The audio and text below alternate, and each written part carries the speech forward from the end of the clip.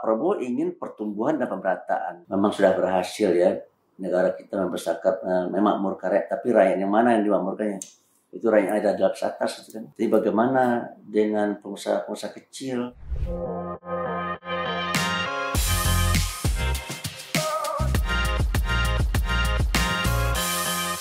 Gimana Buya memilih SDM di bank-bank ini? Karena tadi Buya bilang kalau yang Bank Syariah Matahari ini itu yang jadi dirutnya adalah mantan dari banker Saudi Bank, Oman Bank, Bank Syariah Mandiri, Bank Mega Syariah. Dan direkturnya adalah pernah bekerja di Bank Bukopin Syariah, kemudian bekerja juga di Bank Mega Syariah, baru ke BPR Syariah Matahari. Jadi dua orang ini saya rasa cukup bagus ya, dan yang lain-lain saya rasa juga cukup membantu, dan warga Perserikatan serta amal usaha juga memberikan animo dan perhatian cukup besar ya. Ya, jadi dalam kesimpulan saya ya rasa-rasanya ya Bank Syariah Matahari ini akan bisa menjadi BPRS yang bagus, yang kuat ya. Sehingga nanti kalau seandainya misalkan OJK tetap menghendaki supaya ya BPRS Muhammadiyah yang ada di Pulau Jawa di merger ya, saya rasa mungkin tidak masalah ya. Ada permintaan dari OJK agar semua BPRS Muhammadiyah di Jawa di Pulau Jawa untuk di merger ya, supaya kata Pak Dian supaya Muhammadiyah punya satu BPRS yang bagus, yang kuat ya, sehingga memudahkan. Kalau sekarang kan misalnya gini, kita punya di Banten ya, nggak boleh buka kantor di tempat lainnya gitu. Oh iya. Tapi kalau seandainya satu yang apa nih, dia bisa di mana-mana dibuka gitu. OJK ya, tentu OJK karena memiliki kepentingan juga ya Buya untuk membesarkan perkembangan ekonomi keuangan syariah, perbankan syariah ini. Jadi memang Muhammadiyah ini adalah satu yang digadang-gadang sangat berpotensi untuk ke sana. Ya, cuma menurut saya ya kehadiran BPRS ini sangat diperlukan ya. Karena BPRS ini kan fokus pada UMKM. Sementara bank-bank besar ini kan boleh katakan lebih banyak ketarik ke atas ya. Dan kalau seandainya kita kan ada usaha besar, usaha menengah, usaha kecil, usaha mikro, ultramikro, 5 kategori itu ya. Kalau yang lain bank-bank besar itu kan banyak bergerak di usaha besar, usaha menengah. Ya kan, dan sedikit usaha kecil kan. Nah, kalau seandainya yang usaha mikro, ultramikro dari mana dapat pembiayaan itu? Yang kan dari koperasi gitu ya. Nah, BPRS inilah yang kira-kira diharapkan akan bisa berkontribusi bagi memajukan UMKM, terutama usaha mikro dan ultramikro. Gitu. Jadi saya terus terang sangat mengharapkan kepada OJK ya, supaya kita secara bersama-sama mendorong warga masyarakat untuk juga mendirikan BPR sebanyak-banyaknya gitu. Pendekatannya jangan pendekatan satu besar kuat dan hanya itu. Kecil kuat kan tidak masalah. Sehingga kita harapkan usaha mikro ultramikro ya terlayani gitu. Saya termasuk orang yang tidak setuju di mergernya Bank Syariah Mandiri, BRI Syariah dan BNI Syariah. Saya termasuk tidak setuju ya. Kenapa saya tidak setuju? Karena kalau dia di merger dia menjadi bank besar. Sementara kalau dia tidak di merger dia tetap bank kecil. Nah, kenapa saya punya sikap begitu? Karena kalau dia di merger dia menjadi bank besar dan yang akan dibayar usaha besar. Sementara usaha besar sudah banyak yang biayai. Tapi kalau dia tidak di merger dia kan bank kecil. Jadi yang bisa dibayar adalah usaha kecil gitu. Usaha menengah, kecil, mikro, ultramikro gitu. Nah, sehingga sekarang saya lihat nih yang namanya BSI itu ya sudah masuk ke usaha besar gitu. Padahal kita mendirikan bank syariah ini maksud dan tujuannya adalah bagaimana membela rakyat ini, membela umat. Itu terutama ya, bukannya orang lain tidak harus kita bantu, kita tolong gitu. Tapi kita menyadari betul bahwa umat Islam ini sangat terbelakang, sangat lemah ekonominya. Timbul pertanyaannya, bagaimana caranya memajukan ekonomi mereka? Ya dibantu dari permodalan. Dari mana dapat permodalan? Dari bank. Bank mana yang kira-kira bisa? Ya bank-bank kecil, BPRS atau bank-bank syariah tapi yang masih kecil gitu ya. Tapi kalau saya sudah menjadi bank besar ya pasti bank besarnya akan ngurusin usaha besar juga. Ya, saya juga tidak anti terhadap adanya bank syariah yang besar ya. Cuma ya harus ada komitmen lah, harus ada affirmative action ya.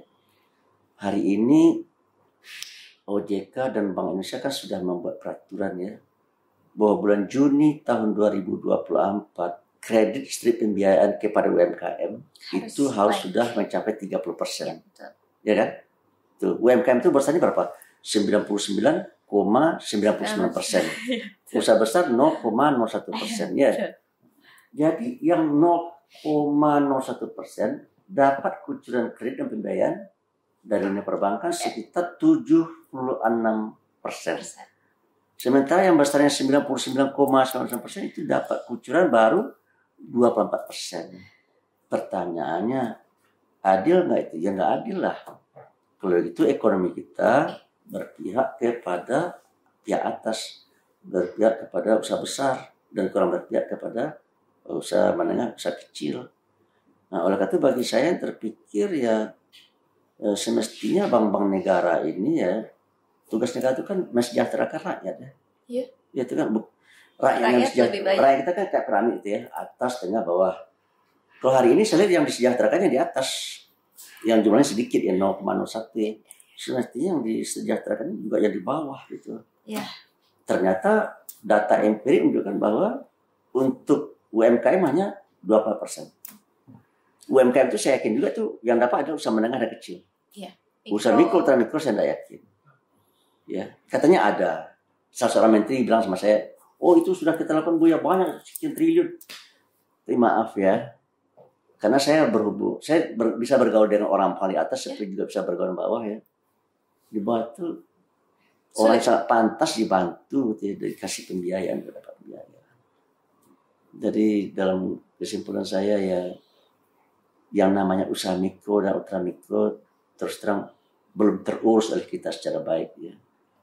Oleh karena itu ya, karena BPRS ini adalah khusus untuk UMKM, maka menurut saya jumlah UMKM harus perbanyak. Meskipun OJK juga membuat kebijakan supaya Muhammadiyah memerger gitu ya. Nah, tentunya dengan masuk kalau bagus, besar, ya semakin banyak yang bisa dibantu mungkin begitu ya. Tapi kalau bagi saya juga ya itu salah satu cara. Cara kedua adalah ya diperbanyak aja BPRS. Jangan dipersulit ya. OJK kalau tidak salah punya aturan anchor bank itu Bu ya. Jadi memang ada satu bank besarnya, tapi memang bank BPRS juga tetap bisa di sana, dan khusus memang untuk tidak menjadi satu tidak menjadi besar, tapi memang untuk mengayomi BPRS yang nanti memang sasarannya adalah UMKM. Ya semestinya kan bank-bank besar itu juga bisa channeling dengan apa ya? Channeling betul. Yang apa yang bank BPRS itu misalnya. Tapi saya juga tidak terlalu banyak ya. Jadi kesimpulan saya ya masih jauh panggang dari api lah ya. Kalau tugas negara mensejahterakan rakyat, ya ternyata tugas itu belum terlaksana secara baik. Kalau pasal 33 menyatakan bahwasanya bumi dan segala isinya dikuasai oleh negara untuk sebesar kemampuan rakyat, ternyata memang sudah berhasil ya negara kita membesarkan memakmurkan rakyat. Tapi rakyat yang mana yang dimakmurkannya? Itu rakyat yang ada di atas itu kan, yang namanya pengusaha-pengusaha besar, pengusaha menengah. Jadi bagaimana dengan pengusaha-pengusaha kecil? Saya pulang ke kampung di Sumatera Barat sana, ya seorang bapak tua dari jauh-jauh dari Bukit Tinggi ke Payakumbuh datang menemui saya, hanya sekedar menyatakan bantu kami Pak Abbas. Apa yang bisa saya bantu Bapak? Ini rakyat sekarang ini terlilit hutang, pinjaman yang apa kan. Di Bukit Tinggi itu ada katanya Bank 46. Saya kira tuh Bank BNI 46, ternyata bukan Bank 46 itu adalah bank yang meminjamkan uang dipinjam 4 dibayar 6 dalam waktu 10 minggu. Wah. Jadi berarti bunganya berapa tuh? 50%. Dalam jangka 10 minggu. 1 tahun 50 minggu. Oke. Ya, jadi kalau ilegal itu pasti ya. Jadi suku bunganya berapa tuh tahun? 50 kali 5. 250% bunga setahun. Ilegal itu pasti Bu ya. Ya ilegal lah. Kalau tahu pemerintah ya enggak mungkin. Tapi kan karena rakyat butuh, ya negara tidak hadir membantu. Ya kalau seandainya kita marahin mereka, ya yang meminjam barangkali marah sama kita ya. Anda larang saya meminjam pada mereka, sementara saya memerlukan gitu. Iya. Dan salah satu cara PP Muhammadiyah untuk bisa tetap menjaga industri juga salah satunya ini dengan BPRS yang mengarah ke UMKM. Ini salah satu pilihan ya. UMKM itu kontribusinya 61% terhadap PDB ya. 1% kan cukup besar sih. Tapi kenapa kok perhatian terhadap mereka terlalu rendah gitu ya. Satu pertanyaan terakhir Buya. Menurut Buya ekonomi syariah kita bagaimana bisa menyelesaikan masalah kemaslahatan yang bagaimana Buya melihat sekarang dan kenapa masih jauh? Ya, sekarang bingung juga ketika bicara ekonomi syariah yang terbayang oleh orang bank syariah. Ya, kenapa begitu? Yang terbayang oleh BPR syariah, yang terbayang oleh BMT, BTM. Kalau gampang membuatnya ngapain Pak Nawar jadi pegawai negeri, kan? Ternyata mampu. Dia menjadi pegawai negeri dia di Departemen Perdagangan kalau saya lihat. Dia bilang begini, Pak Narabas, kalau di sini bajanya murah, karena dibeli oleh negara yang pakai besar. Tuh, kemudian oleh negara dijual kepada pengusaha-pengusaha industri. Kalau di negara kita bajanya mahal. Jadi kalau seandainya saya buat juga mesin seperti ini, harganya nggak kompetitif. Nah, oleh karena itu dukungan negara tetap perlu. Iya, negara harus hadir membantu ya usaha mikro, ultra mikro ya supaya supaya mereka bisa melakukan mobil vertikal. Sekarang kan bentuknya kayak piramid ya. Mestinya yang kita lakukan adalah bagaimana merubah struktur masyarakat kita yang kayak piramid itu menjadi belah ketupat kayak ini. Kecil di atas, besar di tengah, kecil di bawah. Di atasnya cukup 2%, di tengah 95%, di bawah 3%. Bagaimana cara itu Pak Narabas? Ya di bawah harus didorong ke atas supaya mereka bisa melakukan mobil vertikal gitu. Nah, pertanyaannya bagaimana cara itu Pak Narabas? Ya beri mereka edukasi, beri mereka pengalaman, beri mereka modal. Gitu. Pak Prabowo ini saya lihat ya perhatiannya ke arah situ cukup bagus. Cuma pertanyaan saya, apakah para menterinya mendukung atau tidak? Itu ragu saya.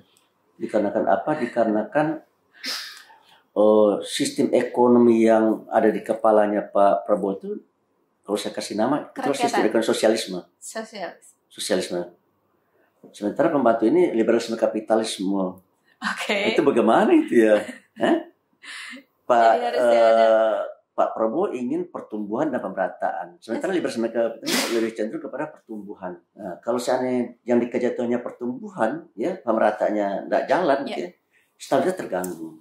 Nah, kalau Pak Prabowo dia maunya ada pertumbuhan, tapi juga ada pemerataan. Sehingga stabilitas terjaga. Cuma bisa nggak apa yang diinginkan oleh Prabowo itu terwujud? Allah alam. Cuma saya melihat terjawab 5 tahun ke depan ya Bu ya. Ya, saya melihat para pembantu beliau kurang mendukung. Tapi mudah-mudahan saja ya dengan sering berdiskusi dengan Pak Prabowo ada pikiran baru dari mereka, ada pemahaman baru sehingga mereka betul-betul serius lah untuk membantu dan menyukseskan kepemimpinan Pak Prabowo. Amin. Amin. Terima kasih Bu ya, sama-sama. Atas perbincangan yang sangat insightful ya Sobat Republika. Demikian perbincangan kita dengan Buya Anwar yang tentunya akan menjadi takeaways yang banyak sekali dan semoga ini juga menjadi awal yang baru perkembangan ekonomi syariah Indonesia bisa lebih maju pesat lagi. Saya Lida Puspaning Tias undur diri. Wassalamualaikum warahmatullahi wabarakatuh.